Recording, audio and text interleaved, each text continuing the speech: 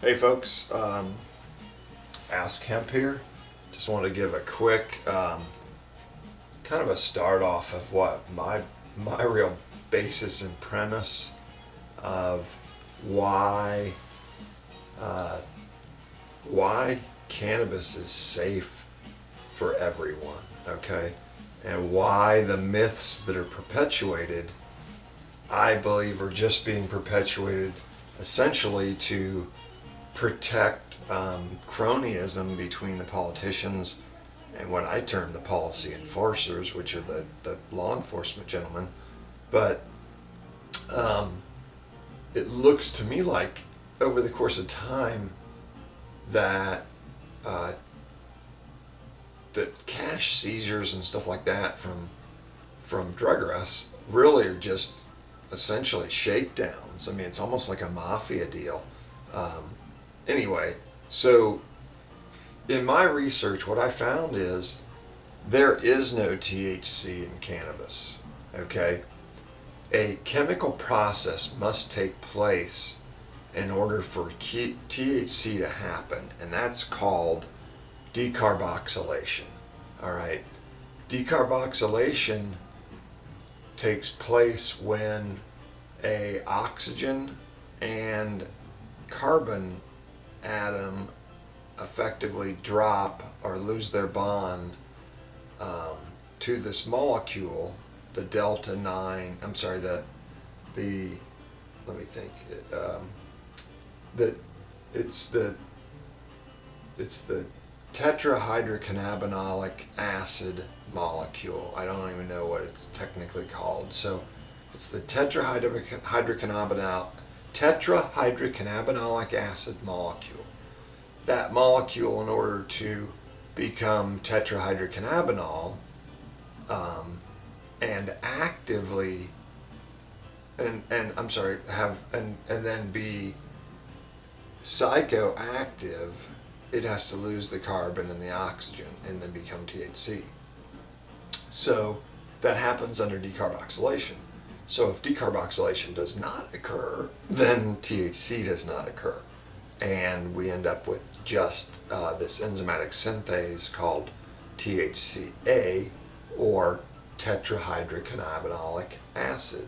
Um, I'm not going to go into it. I've found that THCA is very medicinal.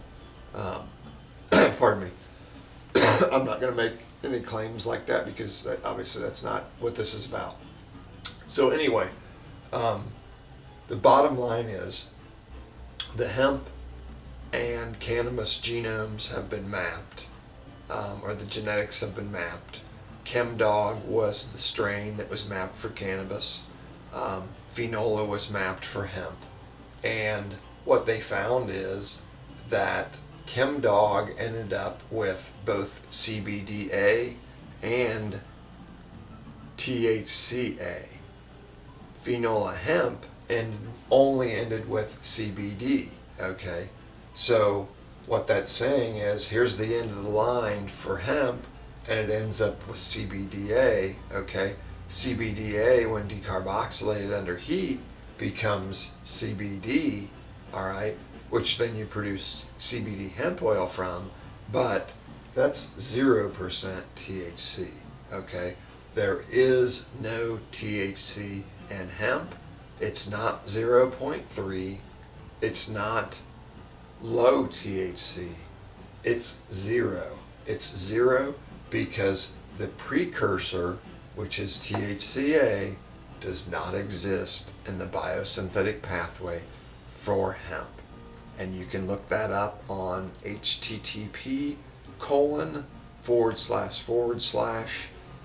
cannabis genome, CannabisGenome.com, cannabisgenome.com. Okay, and then you're also going to see that ChemDog's been mapped.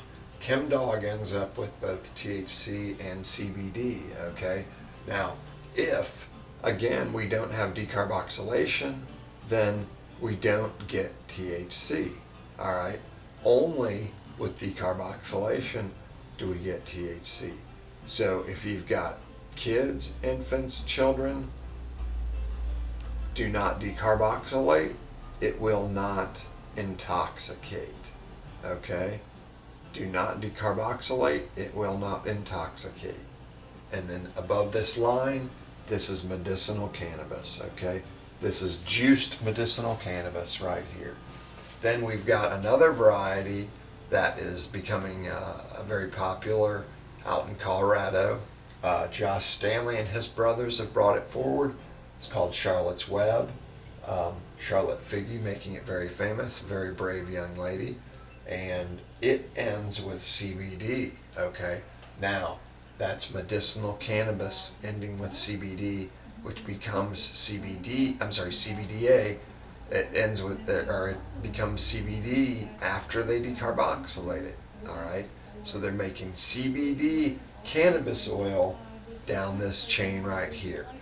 They're making THC cannabis oil down this chain here. This is the pathway of Rick Simpson oil here. This would be effectively very similar to Rick Simpson oil, but from a strain that does not have THC, so it can't convert to THC. Now, keep in mind, this doesn't always happen. It's not even necessarily the intention of the user. And so if this doesn't happen, just like here, if this doesn't happen, then you're left with CBDA, okay? Now, part of the reasoning I'm saying that is that what's assumed by all this political rhetoric about having to regulate and tax and worry about hemp is that they're saying, oh, they might plant this here. Not gonna happen. This is full of seeds. This is full of flowers. These flowers will be ruined in this seed patch. No one is gonna plant marijuana into a seed patch, okay? On the other hand, also, the benefit of the THCA from a medicinal perspective for those who don't care to have the psychoactivity of the THC, they are going to miss out on this right here. So we need to keep in mind that there are effectively, like I say, 1 hemp, 2 THC or THCA, 3 THCA CBDA, and then 4, which I've numbered 3 here, 4 CBDA strains of, and all these strains are effectively cannabis. Alright, this is my first video. I'll improve this thing next time. I'm going to post it anyway just to get clobbered on from whoever and get beat up with some Ask Hemp questions, since that's what the whole deal's about, is Ask Hemp. I'm hemp, okay? I'm hemp because I'm also cannabis, but I'm hemp because I eat a third of my diet in hemp seed, hemp protein, hemp oil. I don't care what it is. If it's made from hemp, I'm eating it. I reduced my diet from corn and started eating hemp products instead. And once I did that, I realized that I am hemp. I am cannabis. I'm not corn like the guys in King Corn. I'm cannabis. I'm hemp. And as you can see, dude, I mean, this is a freaking, I'm not even going to show you the mean lean machine inside here. The abs, the obliques, the muscle mass that the protein and hemp seed builds inside you, the health, the flatlining of your gut. If you've got any gut disease and you're not eating hemp seed, it's like I look at anyone bewildered and I say, get on it now. Eat hemp seed now if you have a digestive disease. It will flatline your stomach in 30 seconds. I mean, it's that unbelievable. Once you feel that, when you have a gut disease, you're sold. Boom, done. At that stage, you're on board. I mean, I muscle down meat 2 or 3 things of hemp a day that are like porridge. I mean, I feel like porridge, because of the health benefit from it. I mean, that's, anyway, cheers, my friends. Have a great day.